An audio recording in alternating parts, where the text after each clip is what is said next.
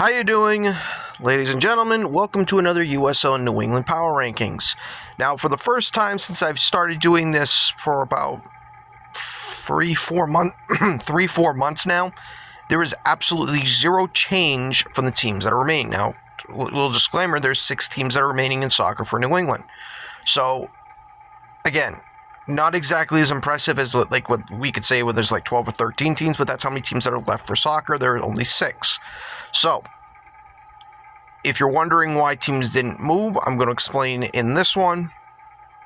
So at number 6 is Portland Hearts of Pine. Portland Hearts of Pine was the only team that didn't pick up at least a point. They lost, and they're the only team that lost.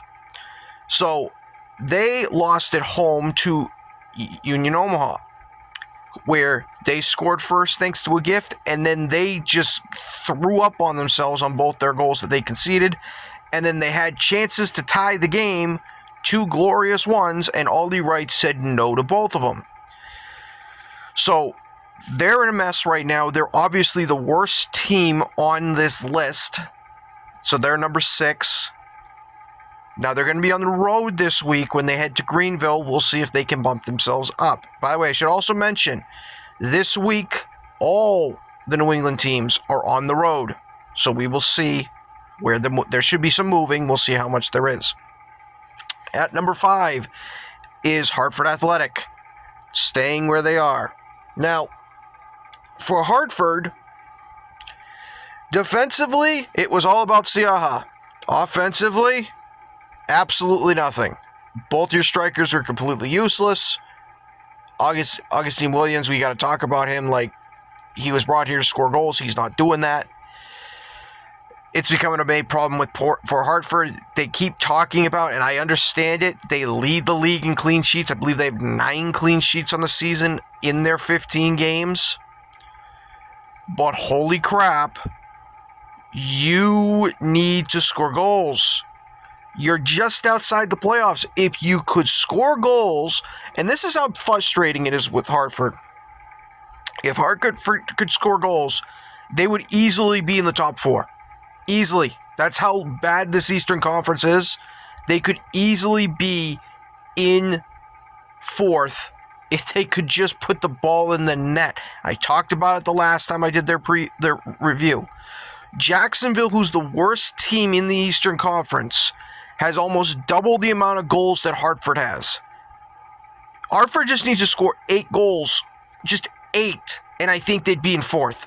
That is how crazy it is. Now, obviously they can get better.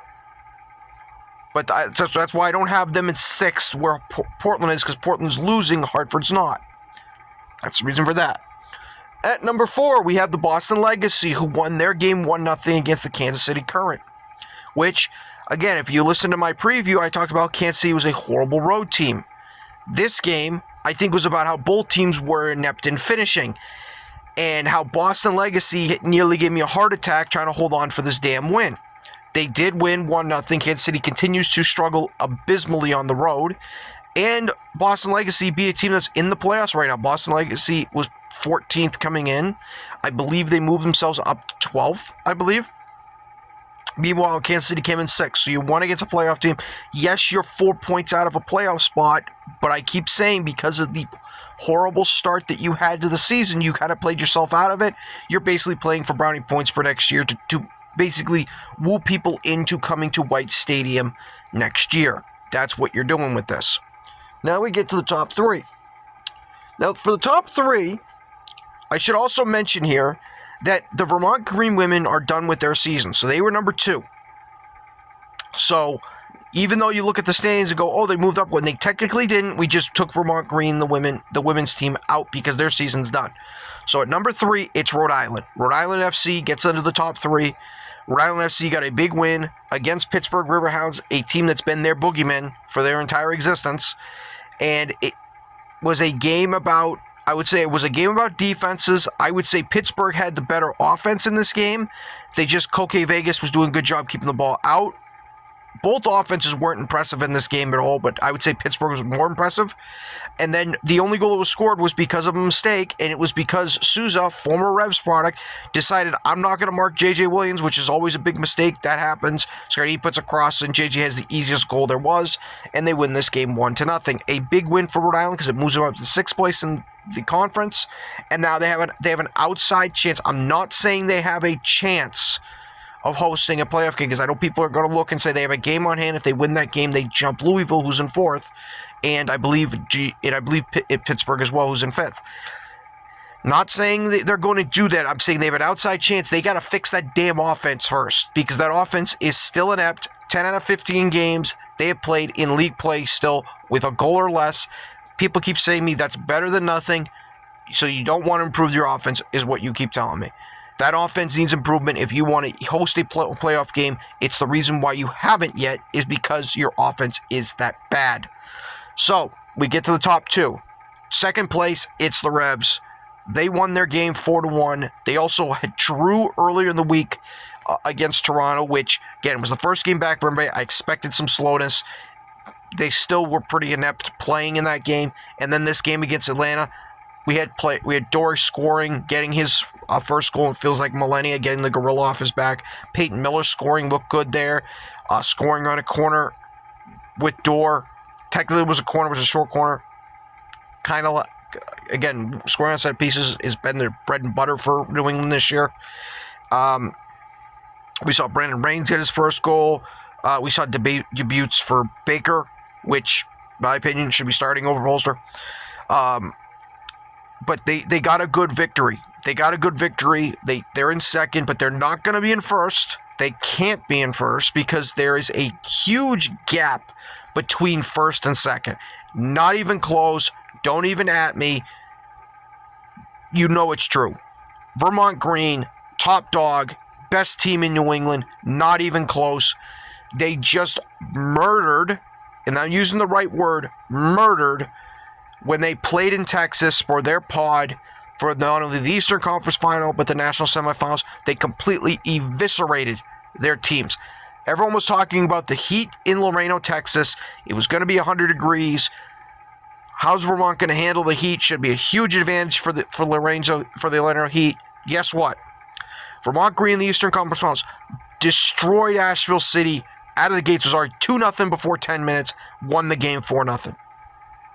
Then they turn it around, play Lorenzo Heat, who is the host. They have a raucous crowd of only like 1,200 people.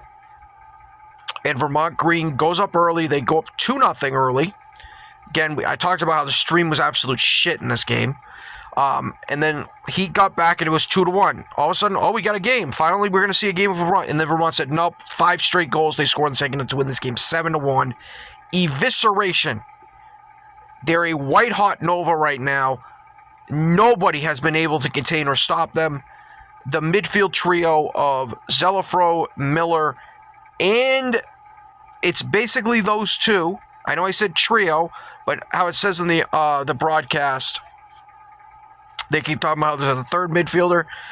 Those two act as 3. They really do. Like, Vermont loves to play a 4-2-3-1. Those two are holding down the midfield with the transition play. They're the reason why Vermont is this white-hot demon right now. So they're number 1.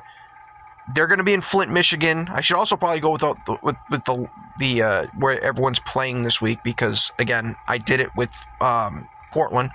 So I'll go back. So Hartford, they're number 6. They're going to be on the road. They're going to be at Loudoun Saturday. I'll do a preview on that, but I will tell you that's going to be a tough test for Hartford because Loudoun hasn't won at home, but they have 7 draws of the 9 that they've played. So that's a tough team to play. Rhode Island went down there and beat the brakes off of them. So there's always hope for everything. So that game's on Saturday. Legacy are going to be playing next Sunday. They'll be in Denver to play the Summit. So that'll be a tough test for them. Can they continue this good form that they're playing? Going on the road to Denver, who's going to be a tough test. Then you have Rhode Island. Rhode Island's going to be on the road.